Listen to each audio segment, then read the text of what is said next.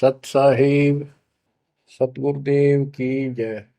बंदी छोड़ कबीर साहिब जी की जय। बंदी छोड़ गरीबदास जी महाराज जी की जय। स्वामी राम देवानंद जी गुरु महाराज जी की जय हो।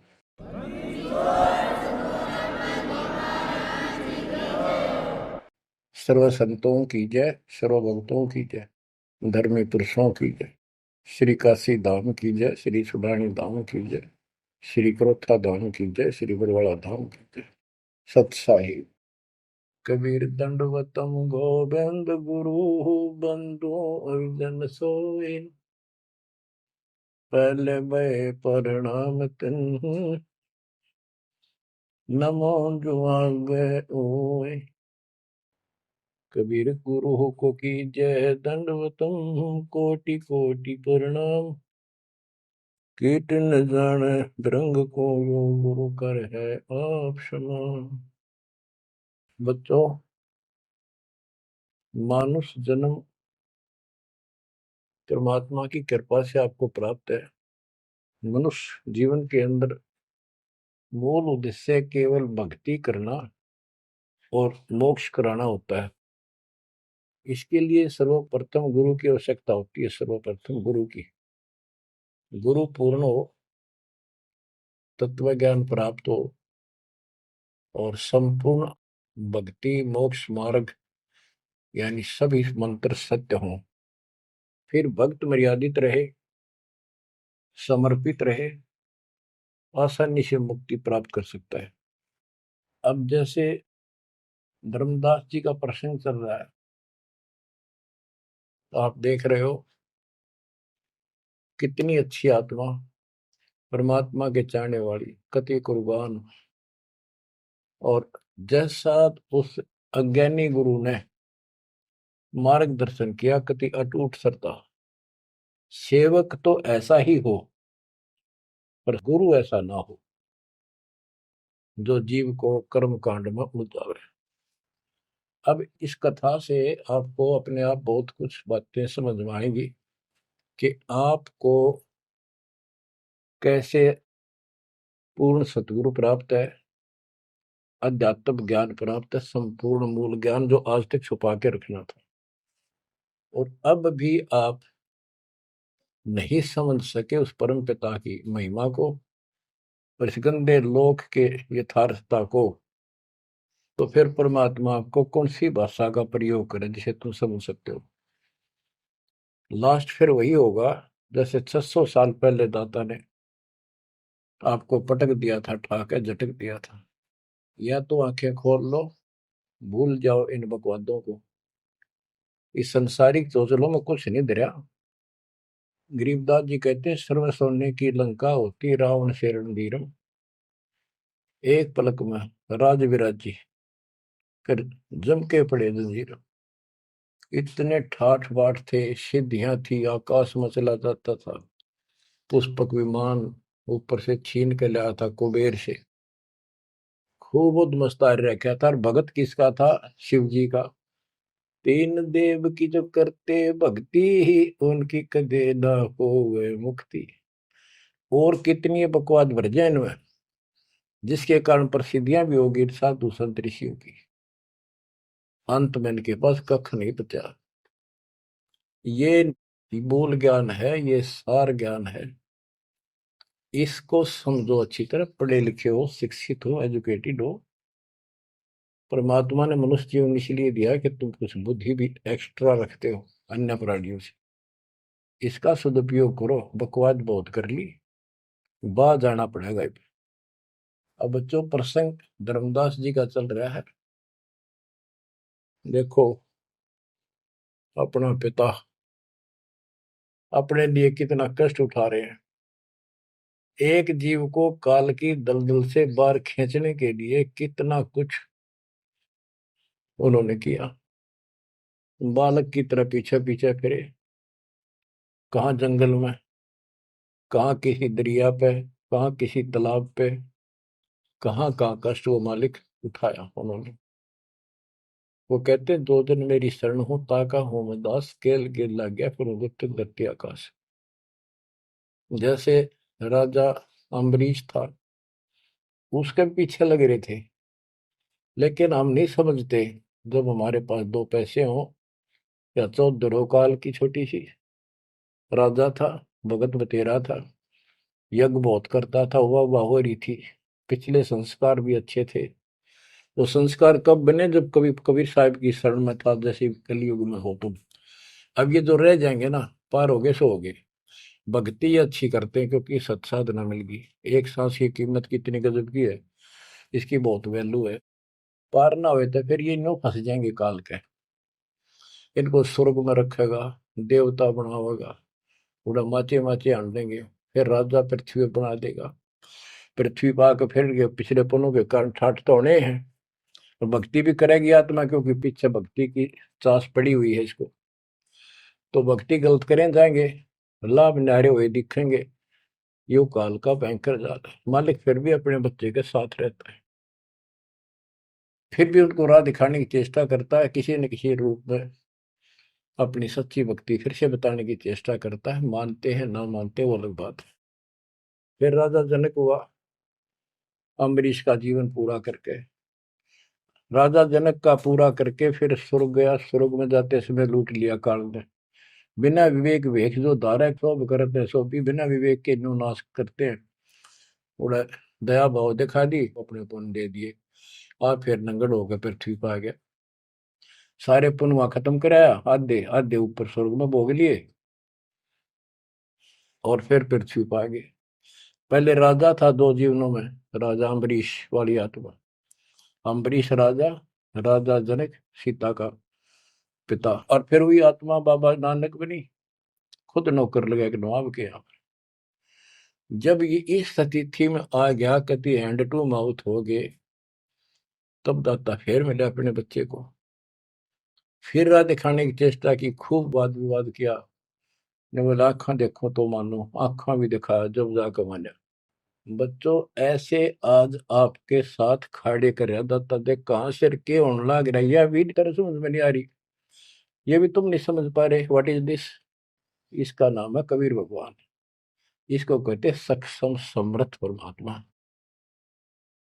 बच्चों यहाँ देखो, मालिक ने कैसे अपने बच्चों तक संदेश पहुंचाने लग रहे। काल ने जुल्म करने में कसर नहीं छोड़ी, पर यूं भी तो उसका बाप है। और देखो अपने बच्चों को कैसे अमृत छकाने लग रहे हैं। इन क्रियाओं को देखकर ये विश्वास कर लेना चाहिए कि आप समर्थ की शरण में आ चुके हो। द्वार धनी के पड़ा रहे, धक्के धनी के खावे, 100 काल झकझोरी पर द्वार छोड़ जाओ। ईब तुम इतना जरूर कर दियो, और कुछ ना बने तो इतना रहियो, मालिक की शरण से दूर मत होना। चाहे दुखी दिखो, चाहे सुखी दिखो, ईब के आप सत्य में अगला कदम है बस, नथिंग एल्स। दूसरी बात नहीं है। पर होगा उनका जो मर्यादित रहेंगे, समर्पित रहेंगे, तन मन धन सब तेरा, ये कहने से नहीं, करना होगा। काल जाते आज ले चलो दाता, रखियो अपने चरण में। तो बच्चों फिर जब तक चाहोगे तब तक जीवन दे देगा आपको, जब तक चाहोगे। लेकिन अंत में एक ऐसा आप पर प्रेरणा हो जाएगी आपको, और आप ही कहोगे कि दाता ले चलो, बस बस बहुत हो ली। तो कहते हैं जीव है इतना जोखिम नहीं, मरा जब निशंक मरे, परमात्मा कहते हैं। तो ये हमारा मरना नहीं होगा, हम तो मेले से बजावांगे। शरीर छोड़ दिया कांचड़ी, पक्षी उड़ा आकाश को चलते कर गया बीट, ये तो वो है। बच्चों प्रसंग धर्मदास जी का चल रहा है। परमात्मा ने धर्मदास जी को पूरी सृष्टि रचना फिर सुनाई, क्योंकि शुरुआत में उसने इसलिए सुनी थी, अपना तर्क मन में अलग रखा था। साथ में आमनी देवी ने भी सुनी, दोनों को विश्वास हुआ। परमात्मा से कहा कि जोड़ पानी में पूछो स्वामी, पानी माने हाथ, जोड़ पानी में पूछो स्वामी, को कृपा कर अंतर्यामी, ओ साहब नाम का आही, परचय नाम कहो मोहि पाई, गुरु और सतगुरु तुमको कहूं, हे प्रभु कौन देश तुम रहो। परमात्मा बोले, ओ धर्मनी जो पूछो मोही, सुनो सुरती धर कहो मतोई, जिंदा नाम है सुन मेरा, जिंदा बेस खोज के ही तोरा, हम सतगुरु के सेवक आही, सतगुर संग हम सदा रहाई, सतपुरुष व सतगुर आही, सतलोक में वह सदा रहाई। सकल जीव के रक्षक सोई, सतगुर भक्ति काज जीव होई। सतगुर की भक्ति से जीव के सब काम ठीक होंगे। सतगुर सत्य कबीर सो आही, गुप्त प्रगट कोई चिन्ह नाही। सतगुर आज जगत तन धारी, दासा तन दर शब्द पुकारी। काशी रह परख हम पावा, सत नाम उन्मोहि दर डावा। परमात्मा अपने को छुपा के कहते सत परमात्मा तो सतलोक में रहता है और वहां से चलकर आया हुआ है। अब वो सतगुरु सत कबीर काशी में है। वो प्रगट है, गुप्त है। प्रगट का अर्थ है कि सामने बैठा है, गुप्त ऐसे है कि उसको कोई पहचान नहीं पा रहा। सतगुरु आज जगत तन धारी, उस सतगुरु ने, सतपुरुष ने, पूर्ण परमात्मा ने जगत में आके ये कबीर रूप धारण कर रखा है। और काशी रहे पर खम पावा, वो काशी में रहते हैं, हमने उनको पहचान लिया। सत नाम उन्मोहि दर डावा, ये सच्चा नाम, सच्चा ज्ञान, सही विधि उसने मुझे बताई। यम राजा का सब छल चीना, निरख परख यम सो भीना। तीन लोग को काल सतावे, ताको ही ये सब जग ध्यान लगाओ। तीन लोग को यू काल परेशान कर रहा है, दुर्गति कर रहा है तीन लोग की, सब प्राणियों की, और उनका ये ध्यान लगावे। ब्रह्म देव जाको वेद बखाने, सोई है काल कोई मर्म न जाने। जिसको ब्रह्म भगवान के है ना, देवता लोग, गुरु ऋषि, वो वही तो काल है। तिनके सुत अहि तिर देवा, सब जग करे उनकी सेवा। इनकी पूजा करते, ये उसके पुत्र है तीनों। तिरगुण जाल ये जग फंदाना, जाने ने अवसल पुरुष पुराना। जाकी ई जग भक्ति कराई, अंत काल जीव को सोए दरखाई। जिसकी ये भक्ति करते हैं, काल की, ब्रह्म की, या इनके तीनों पुत्रों की, अंत समय वो इनको खावे। सब जीव सतपुरुष के आही, ये सारे प्राणी उस सतपुरुष कबीर साहब के हैं। यम दे धोखा फांसाता ही, प्रथम बहे असुर यमराई। बहुत कष्ट जीवों के लाई, दूसरी काल कला पुन धारा। धर अवतार असुर से हारा, जीवन बहुविध कीन पुकारा। रक्षा कारण बहु करे पुकारा। जीव जाना ये धनी हमारा, दे विश्वास पुनः धर अवतारा। अब क्या ये बताना क्या चाहते हैं परमात्मा? हिरण्यकशिपु, उसको काल ने पैदा किया, उसने उद्मस्तारे भगत को सताया, हाहाकार मची सारी जनता में। तो परमात्मा ने आकर उस राक्षस को मारा और विष्णु को रूप दिखाना पड़ा, क्योंकि कबीर साहब को जानते नहीं थे। बच्चों, भगत का रक्षक केवल कबीर साहब है। प्रहलाद भगत था, प्रहलाद विष्णु जी का उपासक था। इस भक्ति को यहाँ तक लाने के लिए दाता ने आगा पीछा कुछ नहीं देखा, ना अपनी महिमा की आवश्यकता समझी। यदि वो महिमा चाहे तो काशी में 120 वर्ष रहे एक निर्धन जुलाहे की लीला में, वो 1 मिनट में कुछ भी कर सकते थे, दुनिया पीछे हो लेती, पर ये इस मार्ग में चला नहीं। तो क्या बताते हैं कि विष्णु रूप धारण कर लिया, विष्णु भी खुश हो गया, लोग क्यों विष्णु जी ने रक्षा कर दी, विष्णु जी ने रक्षा कर दी। अब ये काल का जाल नो ऐसे अड़ा रहा। अब कबीर साहब ने इसको उसी तरीके से समझाने की चेष्टा की है, अपना रोल निकाल दिया बीच में। कबीर साहब समझाना चाहते हैं कि एक तरफ तो काल ने राक्षस बनाए, फिर तुम कहते हो विष्णु ने नरसिंह रूप धार करके और हिरण्यकशिपु को मारा, इसलिए विष्णु की महिमा बन गई। अब लोग विष्णु के चिपक गए, इसको भगवान मानकर पूजन लाएंगे। हीरो हो गया यो, जैसे पिक्चरों में देखो हीरो 2-4 रन गढ़ दे, बस वाह वाह वाह के जो है ना, इन करिश्मों को देखकर, चमत्कारों को देखकर इनके चिपक गए। ये सब काल का जाल है, परमात्मा ने इससे कोई लेना देना नहीं। परमात्मा चाहते थे इन भक्तों की आस्था बनी रहे, काल चाहता है ये नास्तिक हो जाए प्रमाण के लिए। परमात्मा से जब वार्ता हुई, इसने विवाद किया, तकरार करी, प्रथम बार आई।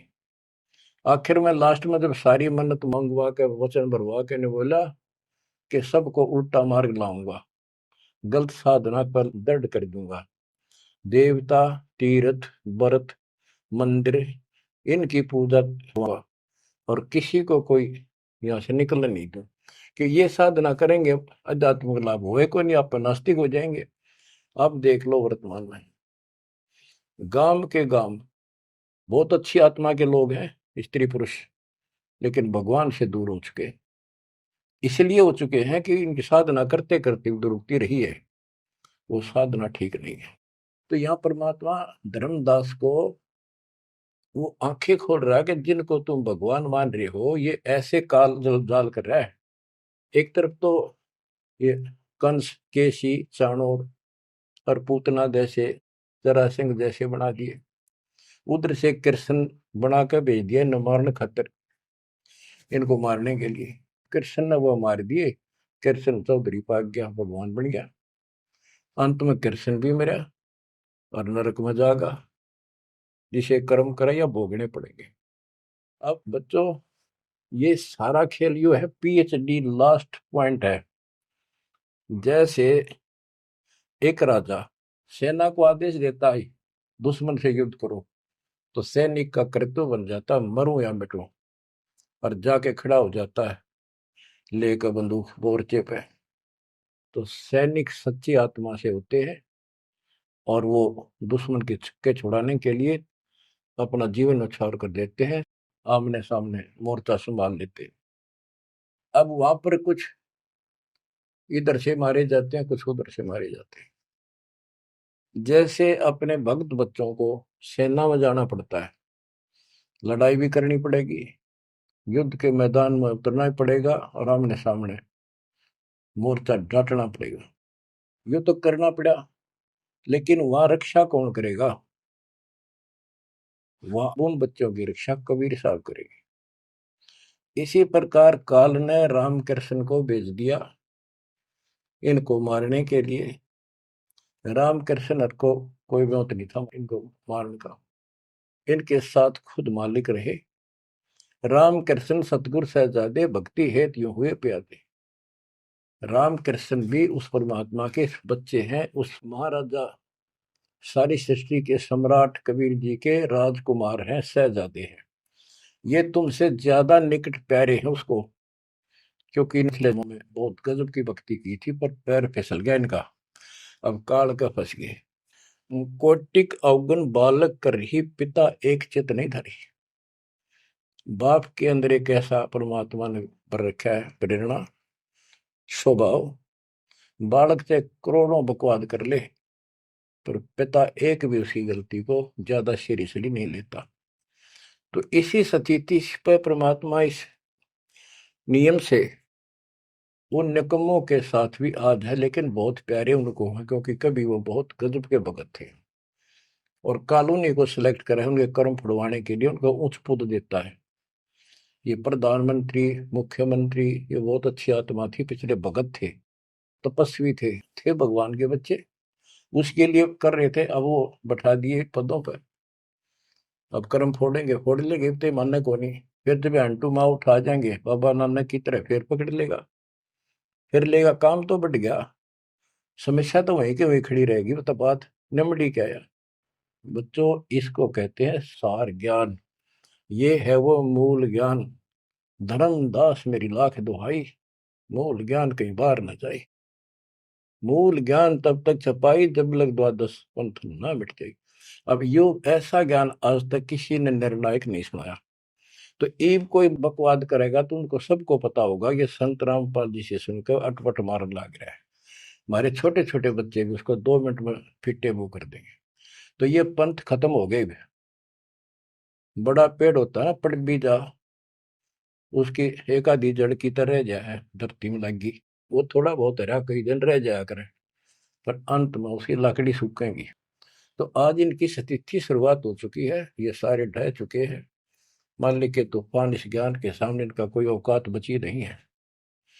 अब तुम ध्यान दो जिसके ऊपर ये मालिक गजब की रजा कर रहा है। इसको हल्के में ना लो, तुम ज्यादा सीरियस बनो, समर्पित रहो, औरों से न्यारा सुख धरती पे देगा आपको। लेकिन इस सुख में माचना नहीं, परमात्मा को भूल ना जाना। मालिक की तरफ ज्यादा आवे, सुविधा दे दी, गाड़ी दे दी, सेवा में आवे, सेवा में लावे, बकवादा में कहीं नहीं जावे, तो राम राजी रहेगा, कबीर साहब आपका खुश रहेगा। तो परमात्मा ये बताना चाहते हैं, जीव जाने ये धनी हमारा, जैसे विष्णु कृष्ण राम हो ये भगवान थे न, देख किसे तो कंस मार दिया, केसी मार दिया, रावण मार दिया, हमने के पल्ले पड़ा उसको मारते, हमने तो ये यूरा पाया, ये कुछ बात बनेगी। प्रभुता देख के इन विश्वासा, अंत काल पुनः करे गिरासा। या प्रभुता देख के इनकी राम कृष्ण और के बड़े हीरो थे, कर दिया, लोगों ने इनको भगवान मान दिया। यही बते डपली पिटन लाग रहे हैं। द्वापर देख कृष्ण की रीति, परमात्मा कहते तू कृष्ण जी का भगत है, सुन ले कृष्ण की नीति अनीति।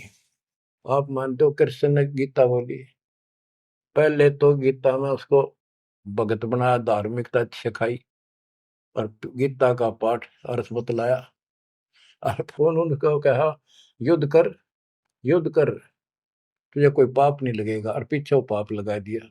हिमालय में जाके गड़ो, अश्वमेघ यज्ञ करो, तुमने बंधुघात किया इसलिए पाप लगे।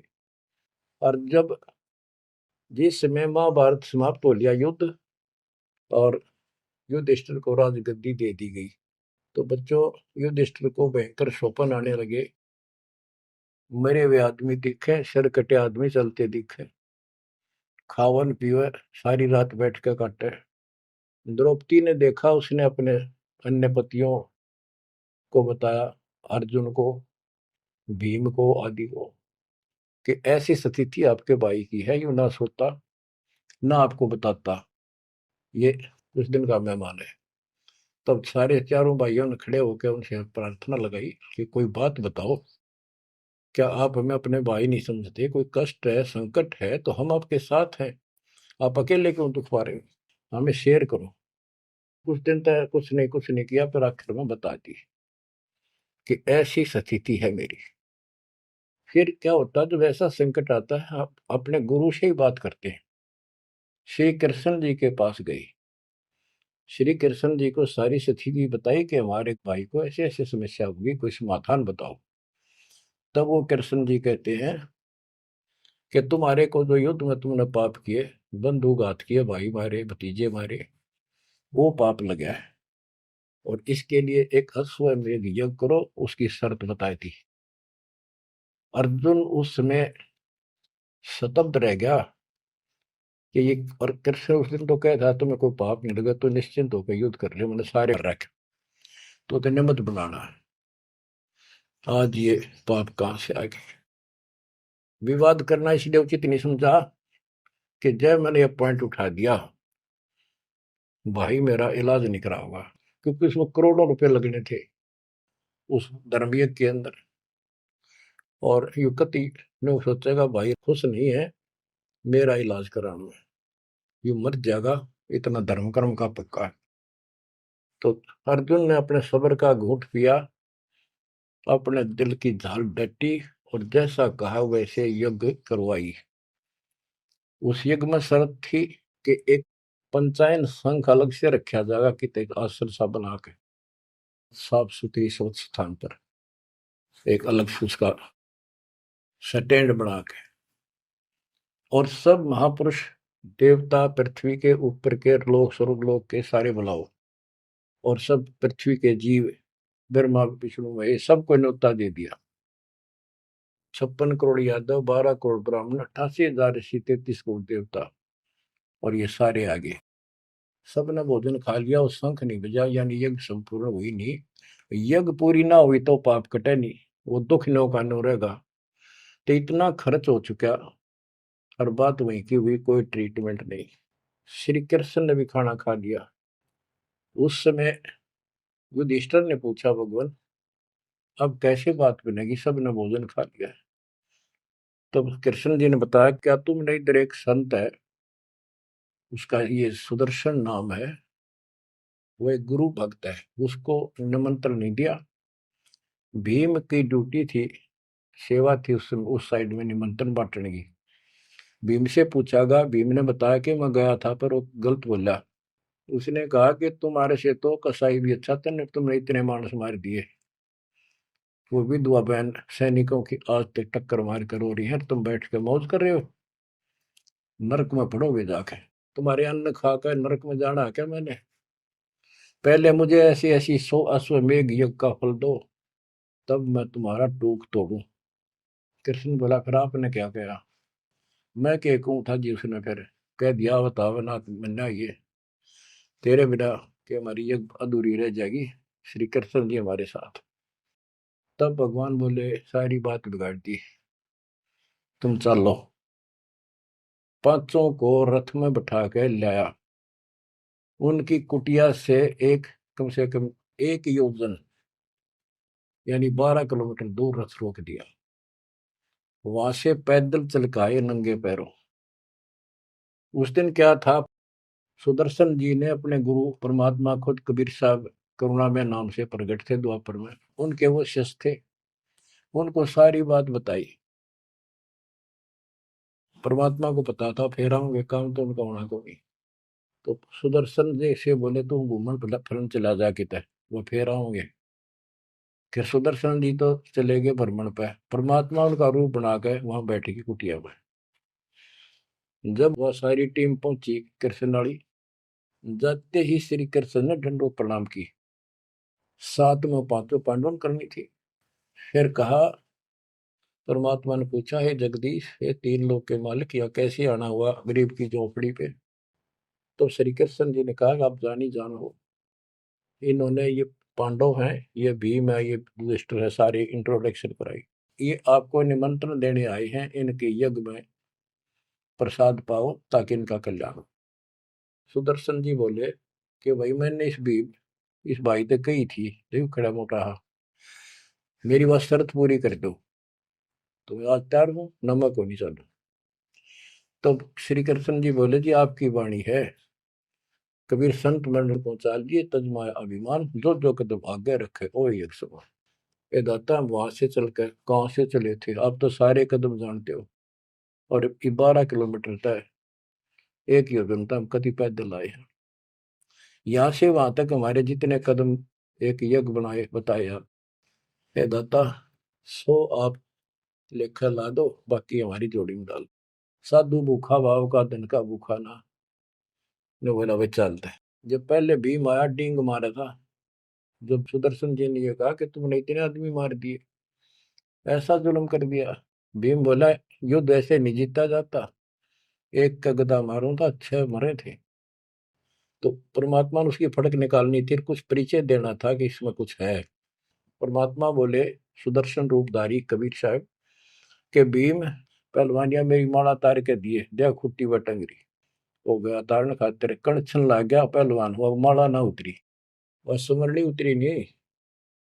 ने बोला, रे तू एक मारे था, 6 मरे थे पहलवान, या छोटी सी माला नहीं तेरे से उठती। खिसियाना होकर वापस आ गया। परमात्मा ने ऐसे हाथ करा, आपसे उतर कर आएगी हाथ में माला। और बहुत चक्के रह गए, अचंभित हुए सारे के सारे। तब परमात्मा को लेकर ये घुमाए। लंबी कहानी है, विषय दूसरा चल रहा है। तब उस दाता के भोजन करने से उनका काम बना। जब वो शंख बजा, ये अलग प्रसंग कभी ठीक से जच कर सुनाऊंगा। अब प्रसंग दूसरा चल रहा है। परमात्मा कह रहे, धर्मदास, तेरे कृष्ण की कुनीति सुन ले। एक तरफ तनियों का था, तेरे पाप ना लगे, और फिर पाप बताए दिए। उन पापों को धोने के लिए जो विधि बताई, उससे भी बात ना बनी। वो भी समर्थ सक्षम हम थे वहां पर, हमने की। और बच्चों, वो पाप नहीं थे, वो पाप तो थे लेकिन वो प्रेत बाधा थी। वो जो सैनिक मरे थे, विधवा रो रही थी, वो सैनिक उसने तंग कर रहे थे, प्रेत बने हुए। वह प्रेत बाधा भी कृष्ण तक नहीं ठीक हुई। बच्चों, गरीबदास जी कहते, तुम कौन राम का जपते जपन, ताते कटे ना ये तीनों ताप। ये 3 ताप के तहत दुख था उनको। और वो पाप तो न्यो के न्यो रखे रह गए। ओए होए। अरे कोयल के बच्चों, ईब तक पकड़ दो अपने माँ की वाणी को, क्या कहना चाहते हो? अब विष कागाड़ा के साथ रहोगे क्या? अब क्या बताते हैं? गीता पाठ का अर्थ बतलावा, पुण्य पाछे बहु पाप लगावा, बंधु घात दोष लगावा, पंडों के बहुकाल सतावा। पांडवों को काल ने खूब परेशान किया, और अंत में क्या हुआ? जब दुर्वासा जी ने श्राप दे दिया कि जैसे कृष्ण जी के पुत्र प्रद्युम्न और दो चार पांच और बच्चे मिलकर दुर्वासा जी द्वारका की बनी में बैठे थे, तपस्या कर रहे थे, कुछ दिन के लिए कहीं कहीं रुक जाते थे। वो पता चला कि बड़ा पहुंचा हुआ संत सिद्ध आ रहा है। द्वारका के बच्चे श्री कृष्ण को समर्थ मान चुके थे। किसी ने कंस मार दिया, केसी राक्षस मार दिया, चाणूर मार दिया, वैसे काल्यवन मार दिया। तो इन्होंने सोच रहे थे कृष्ण तो ऊपर धरती पे कोई सही नहीं। उन्होंने मजाक सूझ गए, वह किसी संत साधु का आदर नहीं करते थे, इस कारण से कि हमारे साथ कृष्ण हमारा कोई कुछ नहीं बिगाड़ सकता। तो उन्होंने शरारत सूझी कि नो कहे दुर्वासा भूत भविष्य वर्तमान त्रिकाली बता दिए, तीनों काल की जानता है, चलो इसकी परीक्षा लेंगे। एक प्रद्युम्न का पेट पर कढ़ाई बांध दी छोटी सी लोहे की, और लेडीज कपड़े पड़ा दिए गुजरिया वाले, ऐसा दिखा दिया जाकि जैसे बच्चा पेट में गर्भ है इसका। यूं पूछने गए महाराज, इनका कई साल में दया करी दाता ने? 12 साल हो गए बयान। अब ये पूछ जानना चाहते हैं कि इनका लड़का हो गया लड़की, बड़े उतावले हैं, आप भूत भविष्य की सारी जानो हो। दुर्वासा जी ने देखा ध्यान लगा के, ताकि बकवाद करना रहे हैं, गुस्से में होकर ने बोला, यह दो कुल का नाश होगा इस पे, ना लड़का हो ना लड़की हो। और आंख लाल करी बाज लिए बच्चे थे, सब ना के बता पता चला। यानी उस दुर्वासा के श्राप का कृष्ण तक बात गई। कृष्ण जी ने समाधान बताया कि इस कढ़ाई ने घिसा के चूर्ण बना के प्रभास क्षेत्र में डाल दो जमुना में। ऐसा कर दिया गया। फिर भी श्राप न्यो का न्यू रह गया। वो श्राप वो द्वारका में उद्मस उतर गया, अचानक बालक मर गया, अचानक कोई और दिक्कत आ गया, छोटी सी बात पर लट्ठम लट्ठा, रोज झगड़े होने लग गए। कृष्ण जी के पास फिर गए, यू कारण क्या है बताओ भगवान, इसका समाधान बताओ। किसी न किसी की बात नहीं सुहारी, यू कौन सा पाप सेध गया नगरी का? कृष्ण जी बोला, भाई तुमने, जो दुर्वासा का श्राप है ये दुखी कर रहा है, इसका समाधान है तुम जाके वहां जमुना में स्नान करो प्रभास क्षेत्र में, जहां पर वो कढ़ाई के कंड डलवाए थे चूरे बना बना के। उसमें एक कड़ा घिसा नहीं था कढ़ाई का, पूरा ना घिसा, थोड़ा बहुत घिस, चमकीली सी वस्तु होगी, वो मछली ने खा ली। एक बालिया नाम का मछियारा था और साथ में शिकारी था। वो मछली पकड़ी, वो आगे उसने काट के देखी, उसमें चमकीली धातु थी। उसका अपना तीर का एरो बनवा दिया, आगे का ऐसा विषाक्त करके जहर में बुझवा के। और जो कण थे जो कढ़ाई के बताते हैं, उनके सरकंडे जाम गए, बूढ़े बूढ़े, उनके तीखे पत्ते गजब के तलवार जैसे। और कृष्ण जी ने कहा, सारे स्नान करो वहां जाके, तुम्हारा ये शराब खत्म हो जाएगा। वहां बोले सब बच्चे नर, कोई ना बचे, गर्भ न छोड़ के, छोटे छोटे नवजात शिशु भी साथ ले गए, कभी इन पर शराब ना रह जाए। और वहां जाके सारे लड़न लग गए, पढ़ पढ़ के वो पठेरे सरकंडे एक दूसरे को मारे, तलवार का काम करना कर शुरू कर दिया। कट का मर गए 56 करोड़ यादव। फिर कृष्ण जी एक पेड़ के नीचे बैठ गए, उस पर दीख को सारे दिन शिकारी ने, बालिया कौन था? ये बाली वाली आत्मा थी जो त्रेता युग में श्री राम ने वृक्ष की ओट लेकर मारा था। उसका अपना बदला लेने के लिए उस वो बालिया नाम का जीमर बना, शिकारी बना, श्री राम श्री कृष्ण बना। वो आत्मा, वो उसके पैर में तीर मार के श्री कृष्ण मारा। उससे पहले श्री कृष्ण ने, बच्चे भी बताओ आप हमारे यहाँ दो जाके काल कर रहे दुर्गति, फिर आके लेट गया जब वो मारेगा। मरने से पहले उसने वह संदेशा भेज दिया था पता था कि सारे मरेंगे। तो पांचों पांडु वहां पहुंच गए। कृष्ण जी बस तड़पन लाग रहे थे। उनको बता दिया भाई ये यहाँ कोई आदमी बचा नहीं है, इन लेडीज को सारी को ले जाना, यहाँ लोग इनकी दुर्गति करेंगे, तुम अपने वहां रखना सुरक्षित। और तुम जाके हिमालय में चले जाओ, वहां रहो भूखे प्यासे तप करो, और वहां गड़का मर जाओ, वापस ना आइए। तो पूछा जी कारण क्या है? हम अभी तो राज मिला, 20-30 साल हमने राज मुश्किल से किया है, अब आप कहते हो राज त्याग के वहां से ले जाओ, इसका कारण क्या हो गया? क्या गलती बन गई कि तुमने जो युद्ध में पाप किए थे वो पाप तुम्हें दुखी कर रहे हैं, वह तप करने से समाप्त हो जाएंगे। तब अर्जुन को कहना पड़ा कि भगवान आप ऐसी स्थिति में हो, मुझे कहना तो नहीं चाहिए पर मैं रोक भी नहीं सकता अपने आप। पहले तो आप कह रहे थे गीता में कि ऐसे ऐसे तेरे को पाप नहीं लगेगा, और ये पाप हमारे सिर पे धरती है। फिर भाई के अश्वमेध यज्ञ कर पाप खत्म हो जाएंगे, वो पाप फिर भी रह गए। तब मैं बोल नहीं पाया, आज मैं रोक नहीं पाया। या तो इसका उत्तर दे दो ना, मेरा जीना भी दूभर हो जाएगा शेष सांस। तब उसने बताया भाई मन ना मेरा मन के गीता में कहा था, और के कुछ तेरे को बोला था। असली बात यह है, अब मैं जो कोई कर लियो कुछ पाप हमारे उड़ तपस्या से कुछ तप बन जाएगा, पाप पुप ना कटने से। उसने में बताई तप करने से आगे फिर थोड़ा बहुत को राज मिल जाएगा। इनके पास इतनी स्टोरी है, ज्यादा नहीं। तो बच्चों देखो काल का जाल। उसका अंतिम संस्कार श्री कृष्ण का करके वो चले गए, और अर्जुन ने एकलन छोड़ गया कि एकला योद्धा है, कोई खतरा नहीं। सब लेडीज को लेकर चाल पड़ा गोपियों को। रास्ते में बिल्लो ने पकड़ लिया, उन्हें पीटा इस अर्जुन को। गोपियां लूट ले गए, लड़कियां ठा ले गए रामजादे। और इस पर धनुष साथ ले रहा था, जो महाभारत के युद्ध में जो उद्मस्त आ रहा था, वो उठा तक ढीसते। तब रोवा खड़ा खड़ा कि इस कृष्ण ने तुम्हारा नाश कर दिया, सारे हमारे साथ धोखा किया। जब नाश कराना था युद्ध में, मानस मरवाने थे आदमी, जब तक ताकत दे दी, अब मैं खड़ा खड़ा पड़ गया। गीता भी यही कहती है, बलवानों का बल मैं हूँ, बुद्धिवानों की बुद्धि मैं हूँ। यहाँ परमात्मा कबीर जी बताते हैं, युग कृष्ण नहीं, युग काल उनका बाप ये जुल्म करे भाई, इनको पता है नहीं हो क्या रहा है। धर्मदास ये बातें सुनकर चक्कर में पड़ गया, मुंह का नहीं देखे देखे, आंख भी नहीं झपके। ये भगवान कति 100 की 100 सच्ची, सारी बात बिड़ा करते। देखिए धोखे बैठे थे, साथ में हमने बैठी, दोनों टेक टेक सुने मालिक के अमृत वचन। ये परमात्मा हम रोज सुना करते, मेरी तरह पत्थर पड़ गए थे कल।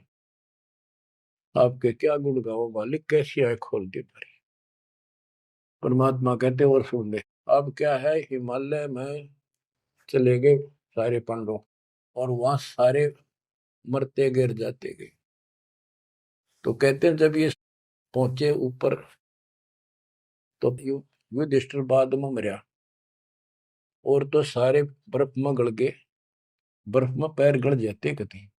लेकिन युधिष्ठिर का अंगूठा अंगूठा गला, बाकी शरीर जो का तो रहा, मर गयो भी गया। जब ये ऊपर गया, वो पहले जो चले गए थे मर मर कर, चारों पांडव और उनकी मां कुंती द्रौपदी, वह सारे नरक में ठोक रखे। यो पहले स्वर्ग ले जाएगा, फिर इसको कुछ समय नरक में डालना था, क्योंकि इसने धर्मदास झूठ बोली थी युधिष्ठिर ने। कौन सी झूठ बोली थी? कि अश्वत्थामा मर गया। द्रोणाचार्य गुरु का बेटा अश्वत्थामा था। द्रोणाचार्य इतना सूरवीर था, अगले दिन उसने युद्ध में उतरना था, और कृष्ण जी को पता था, उसने बता दिया था जयो आ गया ना द्रोणाचार्य तुम्हारे सामने, एक नहीं छूटेगा, इतना धनुषधारी है। तो इसका इलाज ये है कि युधिष्ठिर झूठ बोल दे, और कि नहीं मानने का। पहले कईयां ने जाके कहा, नो कह दो कि इसका बेटा अश्वत्थामा मर गया, तो यो उस पुत्र मोह में इतना पागल हो जाएगा, इस पर हथियार नहीं उठेंगे, और युद्ध तक करेगा पर यू हार जाएगा, मारा जाएगा। तो युधिष्ठिर को सब ने कहा जाके कि अश्वत्थामा मर गया।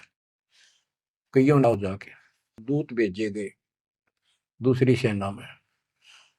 तो द्रोणाचार्य बोले मैं विश्वास ना करूं, तुम झूठ बोलते हो। अगर युधिष्ठिर कह देगा तो मैं सच्ची मानूंगा। तो दूसरे कह तुम मार दियो, तो गिर दिया ठागा, फूक फाक फेंक दिया ठागा मैंने। युधिष्ठिर को तैयार किया गया कि तू यह झूठ बोल। वो मना कर गया कि ना तो दिक्कत हो जाएगी और मैं झूठ नहीं बोल सकता। फिर एक अश्वत्थामा हाथी का नाम था, जैसे पशुओं के नाम रख लेते हैं ऐसे। वो अश्वत्थामा हाथी मार दिया। श्री कृष्ण बोला आप ये कह देना कि अश्वत्थामा मर गया, मंदी आवाज में कह दिए मेरा ना हाथी था, हाथी या मनुष्य। युधिष्ठिर इस बात पर राजी हो गया क्योंकि अगले दिन नाश कर रहा था उसने। तो मन में दोस्त तो आया उसके, झूठ बोल दी जाके कि आचार्य जी अश्वत्थामा हिते संस्कृत नौकंते द्रोणाचार्य का तो बुरा हाल हो गया, चक्कर आने लग गया कि अश्वत्थामा मर गया। फिर मंदी आवाज में कह दिया नर व कुंजर, नर था या कुंजर हाथी, पता नहीं नर था या कुंजर। अब वो नर कुंजर कड़े सुना था तो पागल होकर गिर गया। तो उसके कारण उसको नरक में भेजना था कुछ समय के लिए। तो युधिष्ठिर ने पूछा कि मेरे भाई कहाँ गए, स्वर्ग में। तो उनको बताया कि उन्होंने पाप करे थे महाभारत में, और भी जितने पाप कर रखे थे वो सारे के कारण नरक में पड़े। धर्म युधिष्ठिर बोला कि मुझे उनके दर्शन कराओ, मैं देखना चाहता हूँ। देखा सारे हाहाकार मचाने लग रहे। तो बोला मुझे भी मेरे भाई बहनों के परिवार के साथ भेज दो। तो वो चाहे थे कि बेचने इसका मार डाल लिया जाओ। तो वो इस कारण से उसको भी कहते कुछ समय के लिए नरक को भोगना पड़ा।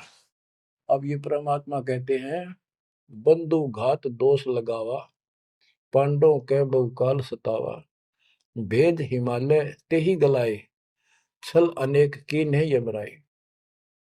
बच्चों, और फिर उनको पांडवों को ले नरक में डाला।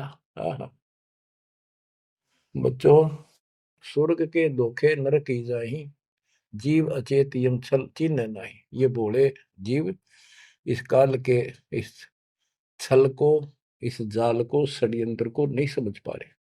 पांडव सम को कृष्ण को प्यारे, सोले नरक में डारे, वो भी सारे नरक में डाल दिए। मानुष जन्म बड़ेपन होई, सो मानुष तन जात बिगोई, नाम बिना नहीं छूटे कादू, बार बार ये नरक ही घातू। नरक निवारण नाम जो आही, सुरनर मुनिजन जानत कोई नाही। जो नरक से छुटकारा देने वाला असली नाम है, इतने देवता नहीं जानते, ना ऋषि जानते, ना ब्रह्मा विष्णु वही जानते। ताते यम फिर भटकावे, नाना योनिन में काल सतावे, बिरले सार शब्द पहचाने, सतगुरु मिले तो सतनाम समाने। इतना कुछ सुनकर धर्मदास कहता ही साहब मैं तो पग सिर धरूं, तुम ते कुछ दुविधा नहीं कर। अब मोई चीन पड़ी यम बाजी, तुम ते भयो मोह मन राजी। अब आपके ऊपर मेरी कति आत्मा डट गई, मेरा मन कति खुश आपके, मेरे हृदय प्रीति अस आई, तुम ते हो गई जीव मुक्ताई। अब मुझे विश्वास हो गया कि मेरा कल्याण आपसे होगा। मुझे लगता है तुम ही सत कबीर हो स्वामी, कृपा करो तुम अंतर्यामी। हे प्रभु देव परवाना मोही, यम तरण तोर भजो मैं तो ही। मोरे नहीं और सो कामा, निस्तिन सुमरो सदगुरु नामा।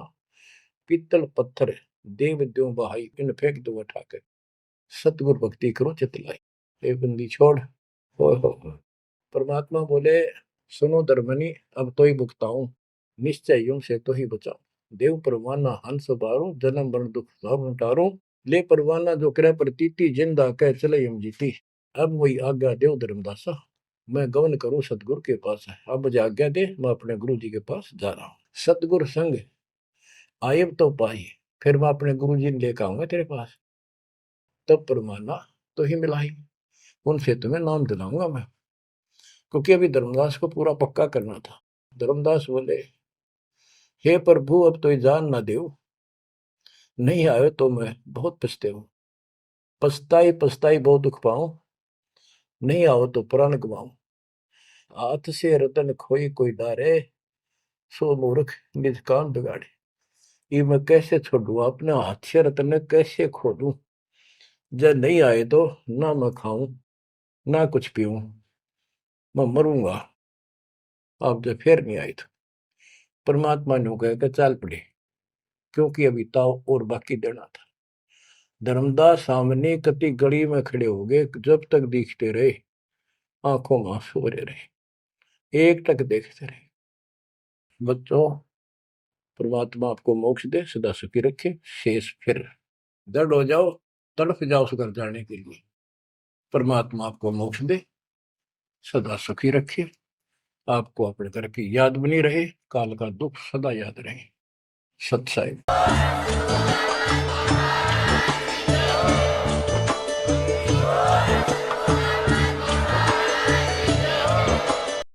अध्यात्म की ऐसी ही सत्य जानकारी के लिए चैनल को अभी सब्सक्राइब करें।